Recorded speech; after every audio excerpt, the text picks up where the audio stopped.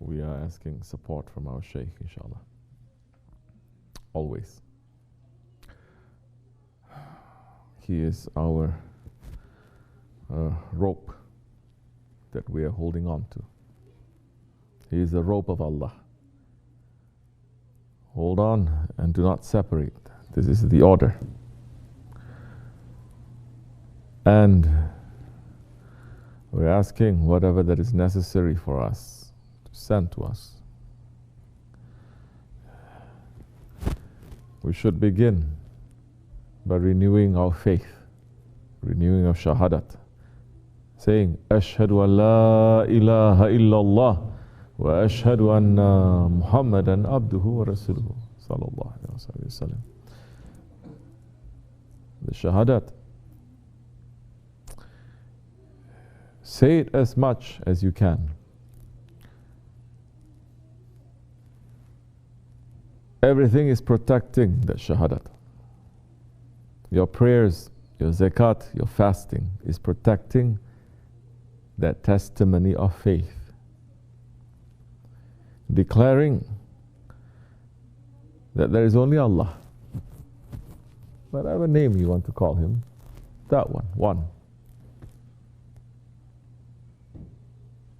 Nothing in this world that Allah has created is declaring lordship except for the ego of man. Nothing else. No, although man is saying bird is God, mountain is God, rat is God. None of these creatures ever claim to be. You understand that they are a creature. Except for the ego of man, that by declaring all these other things as gods also is another trick that he's playing to himself. Because saying, if I can make a god, I am more powerful than a god. Correct? This is what the ego is saying. If I can make it, I can break it. I'm actually the creator of my creator. Ego is claiming. So leave all that. Our ego is the one that is declaring lordship. And Islam came with that shahadat to say, no lords, no ilah, no gods except for Allah. How are we going to reach to that understanding? Don't sleep. Suddenly Sohbet going on, he's sleeping.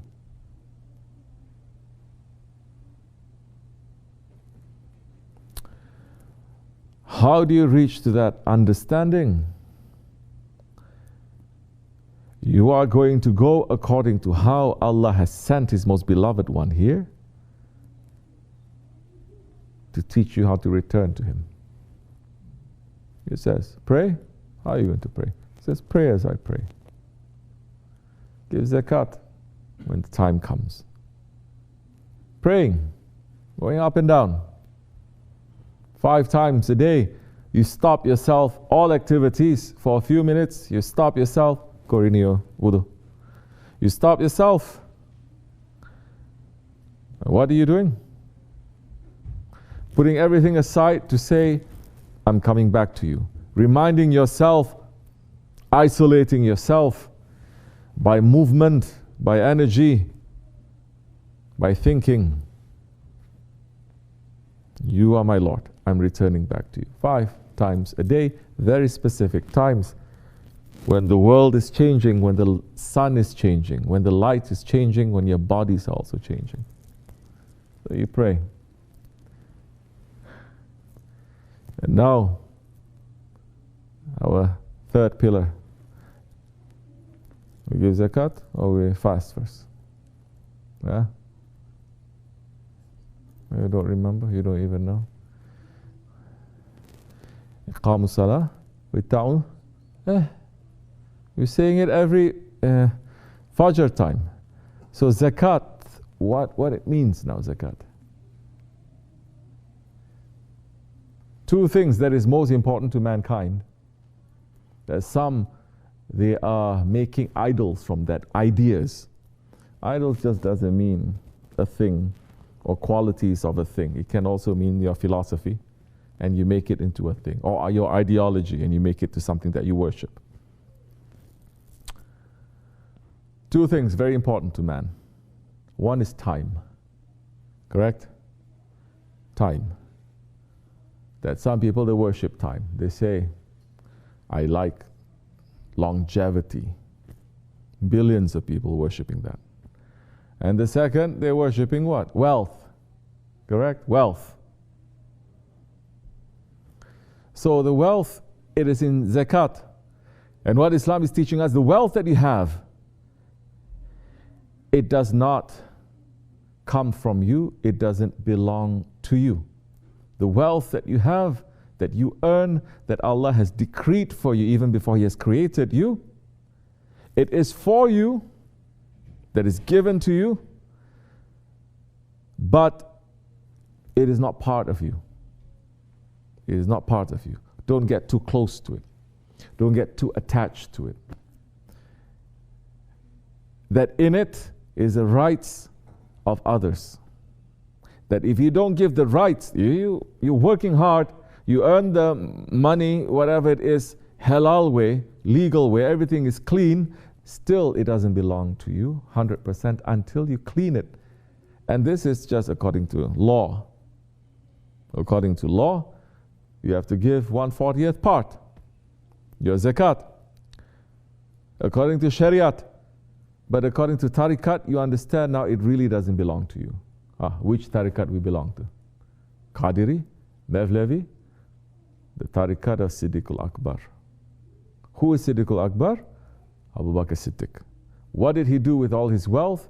He says, it belongs to you, Ya Rasulullah. He didn't say it belongs to Allah. Because Allah is represented by that Prophet. He says it belongs to you. He says, you love nothing? He says, I leave Allah and His Prophet. Meaning now, himself, he's saying, I also claim. When you give everything, you can claim Allah and His Prophet. He says, when I claim Allah and His Prophet, he's also speaking in that way, it is also not for me. Understand now the depth, how heavy it is, his words are. You left nothing, Prophet saying, for your family, for your children, for your wife. I left Allah and His Prophet for them, not even for himself.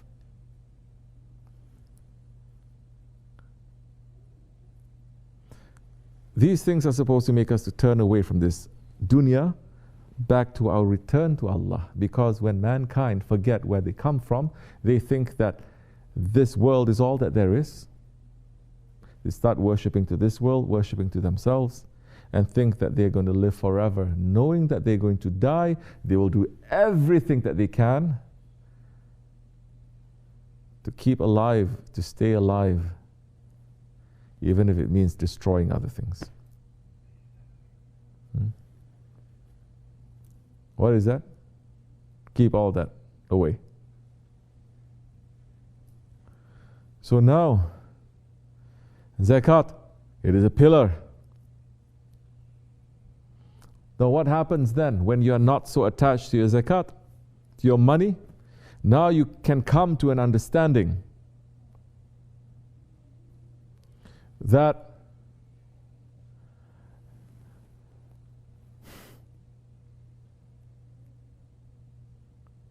whatever that is given to you here in this world, not only it belongs to other people also, but your reality is not this. Your reality is not the money. That doesn't give you identity. Your reality is not your looks. Your reality is not your body. Your reality is not your senses. Your reality also is not how you feel. One day you feel like this, another day you feel a different way. And what is it that is going to teach us that we are separate from all of this? Allah is saying, fast. Fast. Oh, I cannot because I have to drink water. Fast. You realize, oh, I don't have to drink that water. So where is my strength coming from? Oh, I don't have to eat. I don't have to do this. The energy comes when actually I start pulling myself away from all the physical things that I identify myself with. And I start thinking, then I must come from somewhere. I must come from somewhere. And I'm going back to somewhere. You fast 1 month, a year, and you're saying to your ego, not necessary. No. You go through that training, now you're starting to ask questions. And the order next is to go to the Hajj. Where when you go to the Hajj, you say what? The one zikr that you do. All Wahhabis say don't do zikr, don't do this, don't do that. But for the Hajj, for 1400 years, never stop. You make the zikr. Labbaik Allahumma labbaik. Labbaik Allahumma labbaik. Here I am, O my Lord. Here I am at your service. You're saying, here I am, here I am, here I am. And that whole Hajj, completely, it's containing everything that you do, from saying the Shahadat, to praying, through fasting, through zakat. And it is saying, I'm pulling myself away, and I'm returning back to you. All of this is to protect your Shahadat. If you don't have all these things, your Shahadat will not be protected. It will mean nothing. It will be stolen from you.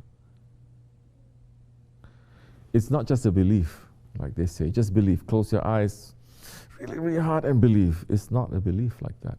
What are you, children? What are you, watching Peter Pan? Clap, clap, clap. Clap very hard, and then everything is going to come back alive again. If you only believe, it's not. Every belief is by action. Every belief is not only by the action, but by the actions that pleases your Lord, and it doesn't please your ego. Then your belief is going to be strong. That time, good times happening, you're not going to get too carried away. Bad times that is happening to you, you're not going to get carried away. Not like today, a little bad time happening to you, you don't like it, immediately they say, I have anxiety. Why? Something happened to me today.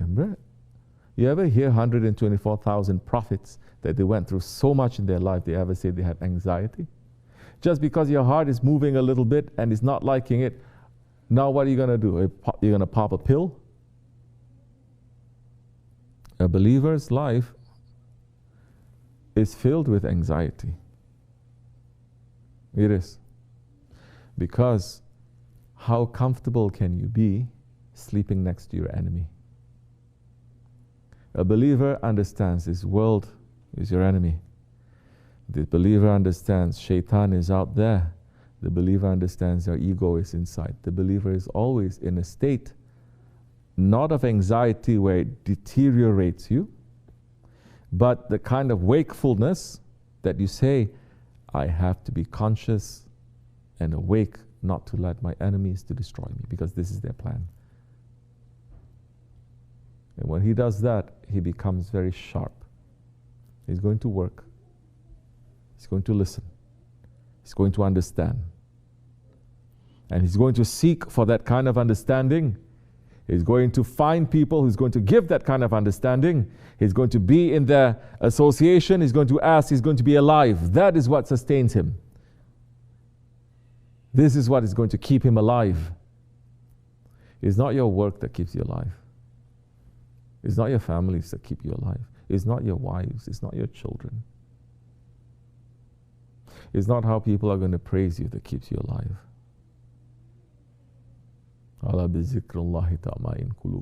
It is how you keep Allah in your heart, the shahadat in your heart, and you're protecting that.